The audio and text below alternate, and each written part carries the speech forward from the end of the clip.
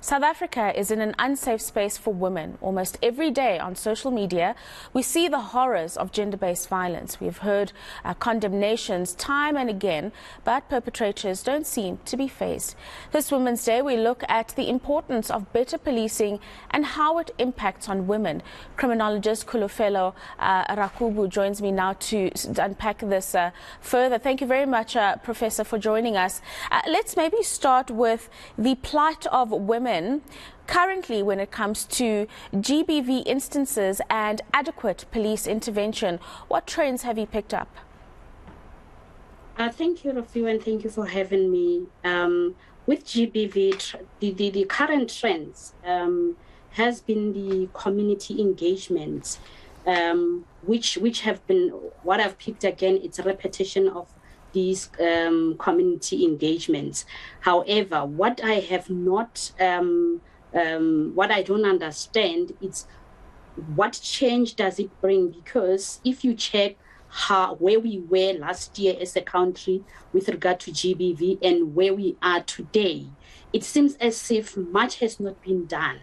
And the question now, like you said, one will always tap into what kind of policing, what is the current reform, and what is required is also to check the applicability of the existing reform, police reform, when it comes to issues of GBV. Another issue when we look at police reform and the like, Prof, is the fact that the skills training for our police officials, the few that we did have, is inadequate. And then you find when a woman is reporting a crime of any kind of violence, she's not dealt with in the appropriate way. And that in turn discourages other women from coming forth with violations against them. Yes, that is true. That has been found to be one of the serious challenges that has led to re-victimization. So as a victim, I rather stay at home than to be humiliated by people that are tasked to ensure I'm safe. Now, that is also caused, besides skill training, that is also caused by officers that bring their own perspective to work and disregard what the law mandates them to do. So your research has also spoken about the local crime prevention strategy and that its implementation or its carrying out in local communities has been very inadequate. And this is very important, Prof, if you could weigh in on this, because we're not just talking about safety and security on a national basis. It filters through to local communities where these women and children would be residing. Thank you, Rofhiwa. Research has identified that one of the challenges in fighting crime in South Africa is the neglected mandate by the relevant stakeholders, which now we're going to talk about local government, particularly municipalities. The National Crime Prevention Strategy, particularly the 1996 one, has been very precise when it comes to what local government or multiple stakeholders can tackle issues of crime prevention within their areas of jurisdiction. Then now there was an introduction of the 1998 white paper and subsequently reviewed in 2016. All those existing documents are very particular on relevant stakeholders. Hence, I always want to check municipal safety plans, because that is an important leg that could also assist our justice system, particularly the South African Police Service. Because now if municipalities are strategically placed, councillors are within communities, and those councillors can work with community policing forums. And now, since due to political sphere and political climate, those key spheres have been disregarded. Municipalities don't budget the way they should budget when it comes to issues of safety. That's very true, and I'm glad you bring up the issue of budget, because I was going to put it to you that one of the big issues in this regard is the issue of funding, in that the resources are not adequate enough to implement strategies of this nature. We should know and understand that there should be political buy-ins.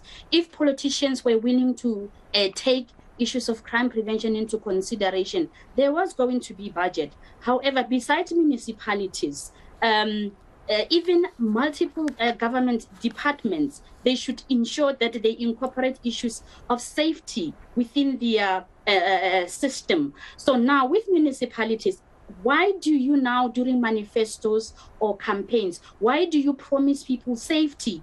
Because what is required from all these municipalities is to incorporate principles of crime prevention through environmental design in all their designs. There should be maintenance. There should be sense of territoriality. There should be debushing across municipalities. And also there should be municipal audits wherein now, as a municipality, you should tell us where and how far are you with regard to issues of safety. To what extent do you ensure and include relevant stakeholders within municipality?